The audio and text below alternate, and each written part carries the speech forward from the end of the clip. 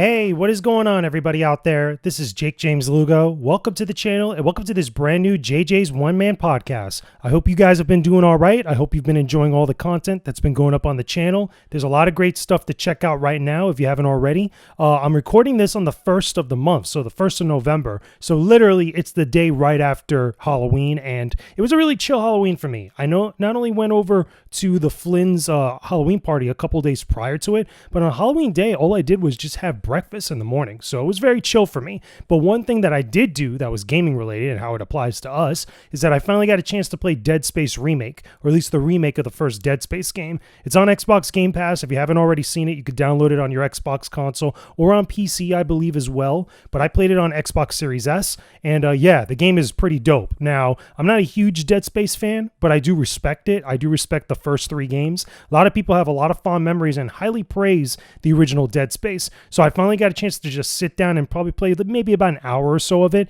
and it is pretty darn good. It's very creepy, very interesting, looks incredible. I mean, gorgeous is not the right word to use it, especially for a horror game that's like this gruesome when you really think about it. But overall, as far as a game is concerned, Dead Space Remake is pretty darn good. So I'm definitely going to play more of it eventually at some point. It'll probably take a little bit of a backseat, but I'll go back to it every once in a while. So either way, though, okay, just wanted to kind of throw that in there. You know, hopefully you guys had a great Halloween as well, as much as I did. Again, mine was chill, had the games, had a bottle of wine, had some snacks, and I was good to go. And it's weird too because Halloween falling in the middle of the week on a Tuesday, no less, is always weird. I like my holidays to be on weekends. Why? Because we all are off for work, we all could go do stuff, and everybody's going to be hanging out and having a good time. But I digress, though. Let's talk about some other gaming stuff because there is some news things to get into, but I do want to touch a little bit more on Spider-Man 2. If you haven't already seen, I shared it on social media on Twitter as well as also Instagram. I did get the Platinum on Spider-Man 2, Marvel's Spider-Man 2 on PlayStation 5. And yeah, I'm pretty much done with the game. I wrote about it a ton for .esports, including a bunch of guides, a bunch of articles, news posts that if you haven't seen already, I've been sharing those on my Twitter page. So definitely go look at that stuff if you haven't yet. But I wrote a ton about Spider-Man 2, and I've played a ton of Spider-Man 2. Definitely high up on my list as one of the best games of the year. I had so much fun diving into that game on PlayStation 5. Really enjoyed the story, really enjoyed the gameplay, really enjoyed swinging through New York City. It was so dope, doing all the side quests and getting all the collectibles. I will say, though, that unlike a lot of other people, I didn't run into any big glitches and bugs. Like, I know that I've seen in a bunch of different places that many people have run into some issues technical-wise, and it's not hard to see it. Even in my new video that I did right after or around the time that I platinumed the game, I had like one small bug that was... What was it? It was like a mission that was one of those kind of like, certain missions that you like stop a crime that all of a sudden just wasn't triggering, even though I was going to the specific spot. But during the time for like 20, 25 hours that I was playing through the game, just going through it like naturally, I didn't run into one issue, which is surprising. So I must have gotten like super lucky, as opposed to like that one video that I did. But everybody else, most people said that they did have a couple issues here and there, and a bunch of other people that were similar to me said they didn't have issues when they played through it. So it's very inconsistent. I really do believe that Spider-Man 2 probably had a couple things get messed up with the day one patch, or some things got a little bit banged up. I know they did have that issue with the Puerto Rican flag that got changed to the Cuban flag on mistake. And I know it's a very bad look overall, but I'm pretty sure that wasn't malicious. That must have been like a coding error or something specifically in like some of the game's code that just mixed everything up with the updates. So I digress, though. Spider-Man 2, regardless, though, is a really dope game. If you own a PlayStation 5, I do feel that Spider-Man 2 is a must-own. That game is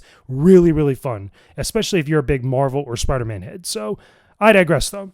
Let's get into some of the crazy things that happened this week, or this past like week or two, I should say. So Bungie. Okay, Bungie is back on our radar again because Bungie just had a bunch of layoffs not too long ago, which is pretty sad.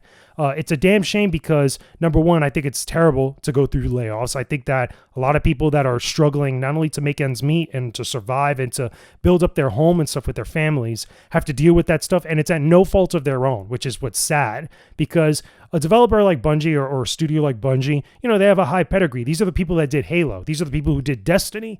They're probably going to do other projects down the line.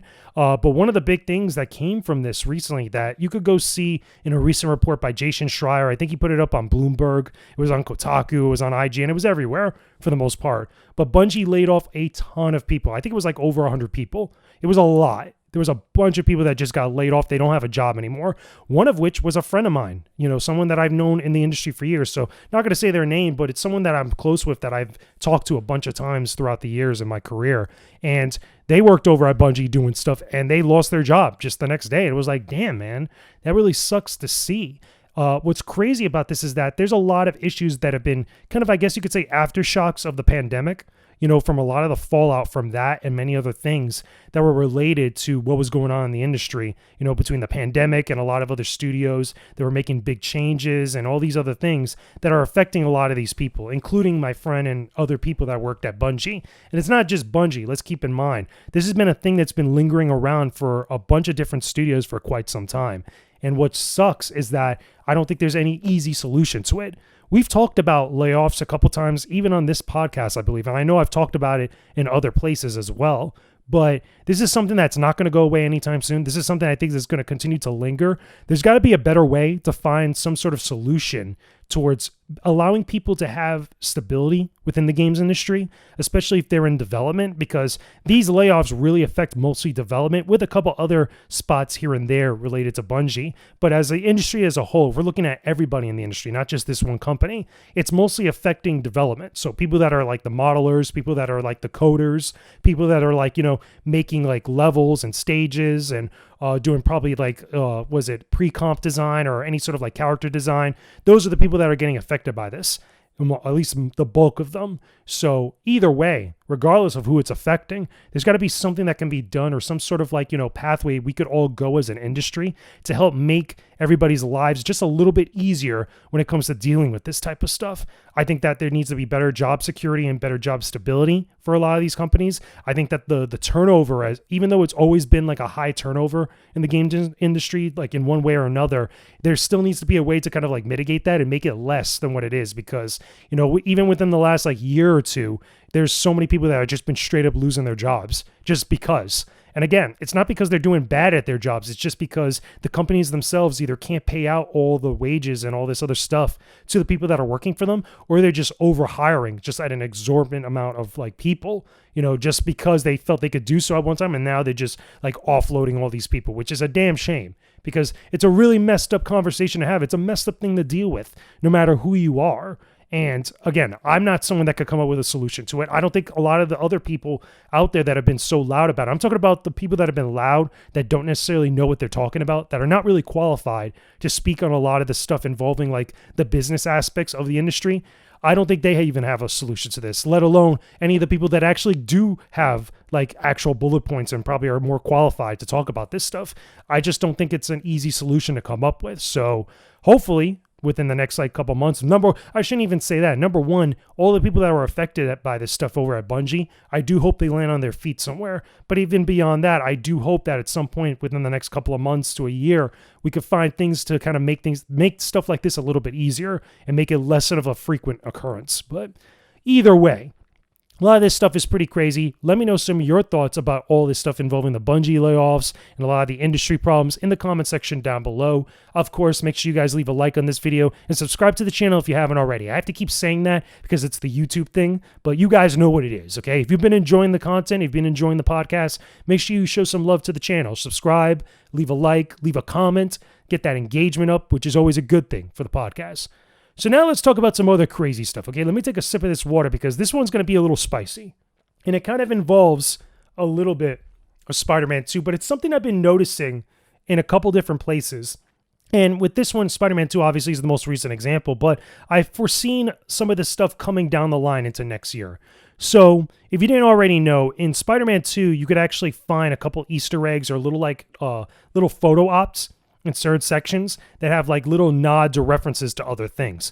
And one of the things that they actually have in there, which is I believe is the second time that Insomniac has done this, because I think they did this even in the first Spider-Man game, there's actually a reference to Kinda Funny in there. And it actually has two people that are around Kinda Funny that are actually appearing in the game, just they're not named. It's just they're dressed in the exact same way that we see them in their content. Now, normally this wouldn't be such a big issue, okay? But the reason why this becomes a little bit more of a thing to talk about and have a discussion about is because there's this idea of conflict of interest that gets thrown around like all the time. And I've seen it thrown around within the last year for other different reasons. Okay. You could go out there and look around for if you really want to know, but there's stuff out there that's related to this stuff.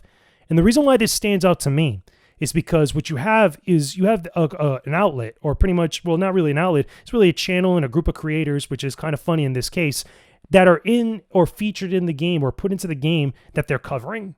The reason why that's a conflict of interest is because I think it brings up questions of being able to be objective about the games and the stuff that you're actually covering. That's part of your beat. That's part of the stuff that you make your content about. This isn't the same as like a content creator that's making Let's Plays or making like, making sort of like random content on like Shorts or TikTok or anything else like that. Kind of funny, and other places that are similar to them, like Easy Allies, like Rooster Teeth at one point, they do stuff like reviews, and they do stuff that's like more on the journalistic / media side of things. Kind of funny, I know has a couple of their different shows where they talk about the news and they discuss it and all this other jazz. They try to be viewed as both like a journalist / media outlet or a bunch of media people, as well as also a bunch of content creators or just creators in general, individuals that are on social media just posting up stuff. The reason why with them it becomes more of a conflict of interest is because they're basically being put into the games that they're covering. That's the big problem. And I think that this is something that we need to talk about more because, it becomes very awkward and very weird when you start to see that more and more often and people start to become okay with it. This is the same thing we've seen that actually got brought up. This was a while back, I want to say. What was the name of the Japanese gaming outlet? I think it's Famitsu. I'm sorry. Famitsu.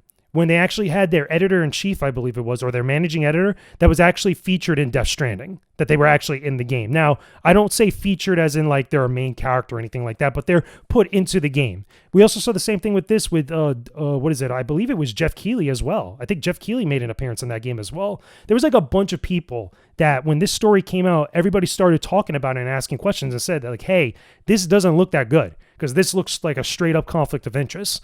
And they're right in that case, especially with Famitsu, which, again, being an actual media journalism outlet, that actually makes things a little bit much more severe. But I still look at it in the same way with Kind of Funny here, where they have their two creators or their two hosts that are in the game. And the big ones, that are in there is both Greg Miller and Blessing. Okay. Now, again, this wouldn't be a big issue if it was just some random creator that's just doing content out there, like I said before. But the fact that they're covering these games, they're reviewing these games, they're getting featured in all these other journalism outlets, being looked at as credible, I think is a conflict of interest. I think is a real problem in the sense where it does need to be discussed.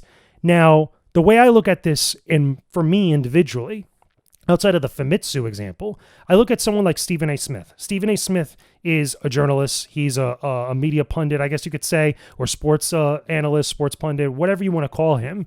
He was in movies like Creed 3. He actually did this interview with Adonis Creed in the movie, which is Michael B. Jordan's character. And the reason why that's not such a big deal is because Stephen A. Smith doesn't cover movies. He doesn't do like actual segments on ESPN about movies where it's like he's reviewing them. He's not being looked at as like something like Roger Ebert or Gene Siskel. He's not a critic of movies. What he is a sports analyst that covers sports, and they invited him to be in a sports movie. He's not covering movies. You see the difference there? With the case with Kind of Funny is that they're covering these games. They're covering Spider-Man 2. They're reviewing Spider-Man 2. And now two of their hosts are in the game. That's where the problem is. That's where the issue is. Again, it might not be a big deal for some people, but it does become a big deal when you start talking about credibility within the games industry, within the content creator space, within the journalism outlets or the different outlets that are considered, have a lot of journalistic integrity, or all these other things that people get thrown into the mix. I still feel that it's an issue that people should discuss because at that point, I think it's upon the audience and even just the individual. It's like, okay, who do you find is more credible than others? Because you might be a fan of Kind of Funny for years, and that's fine, have at you. Nobody's trying to take away your fandom and stuff. But then how can you say that doesn't look weird, where they're actually covering a game that they're in?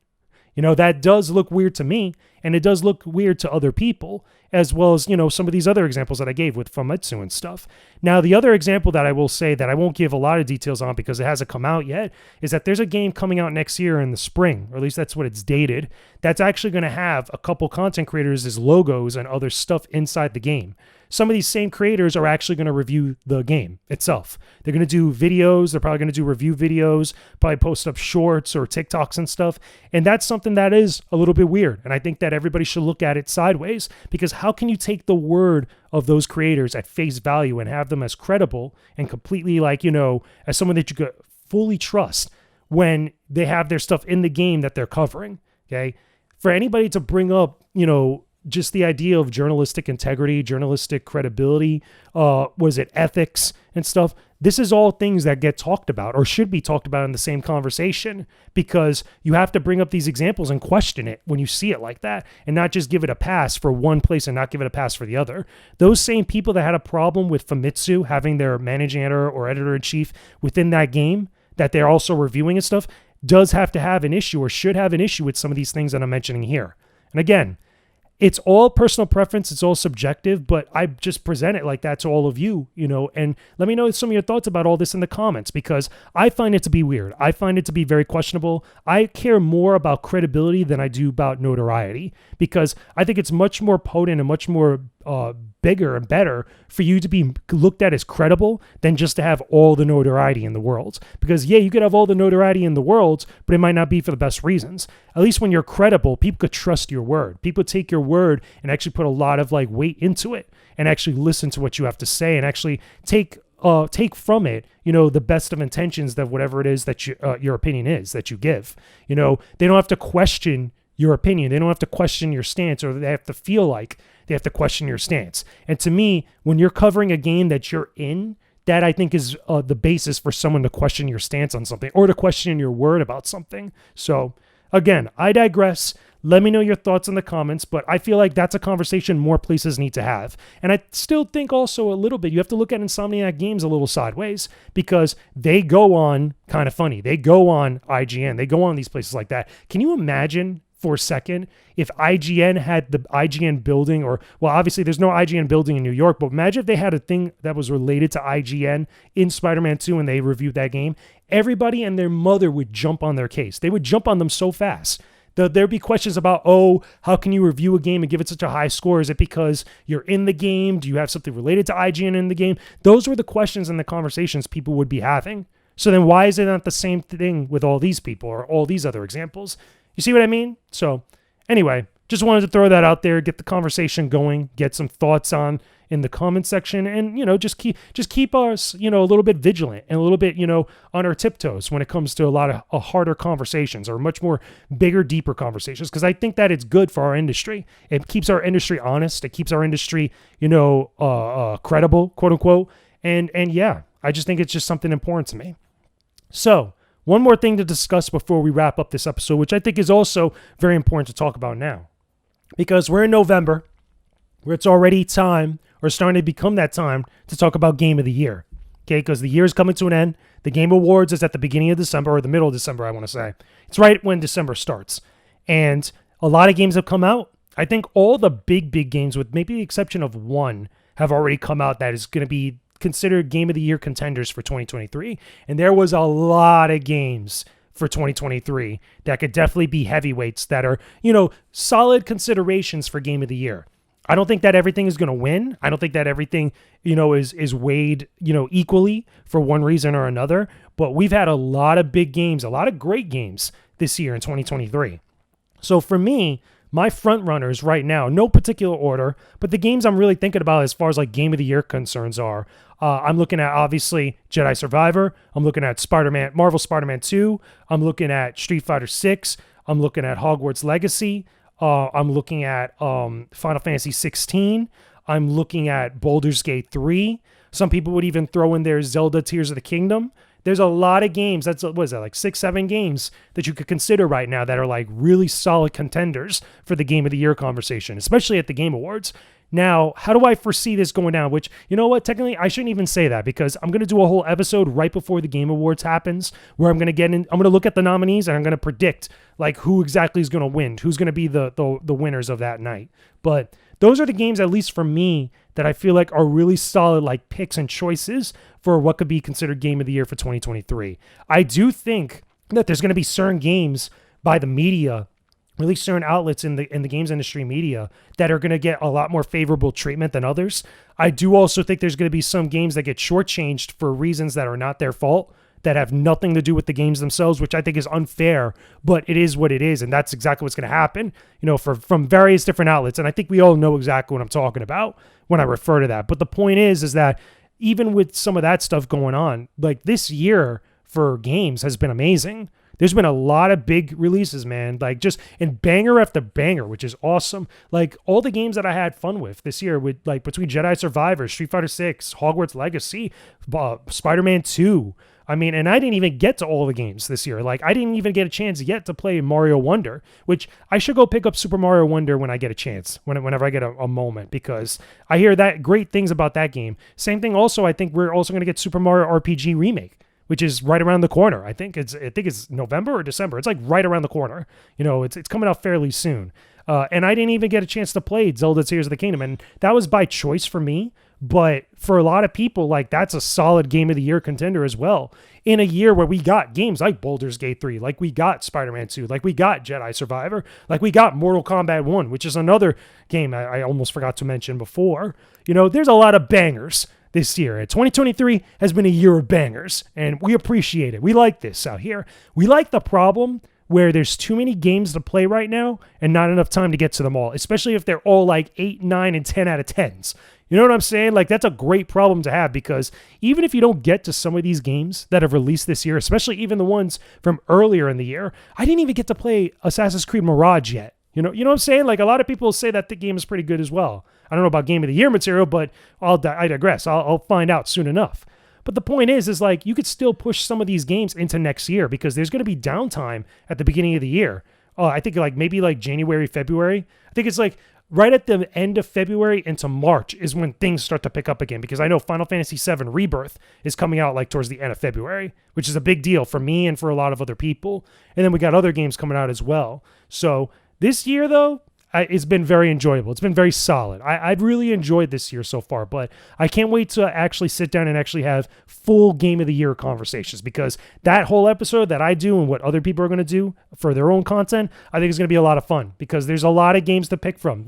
And there's no wrong answer, I feel like. At least I should say there's less of a wrong answer this year than in previous years, because even that year, I know that I saw Jeff Keighley in the Game Awards account sharing like an actual tweet asking like, hey, what was the year where it was very tough to decide Game of the Year? And I picked the year that Final Fantasy VII Remake, Ghost of Tsushima, Sekiro, and Hades came out in the same year. Sekiro didn't come out the same year as Final Fantasy VII Remake. No, it was Ghost of Tsushima, Doom Eternal, Hades, and The Last of Us Part 2, and Final Fantasy VII Remake. So yeah.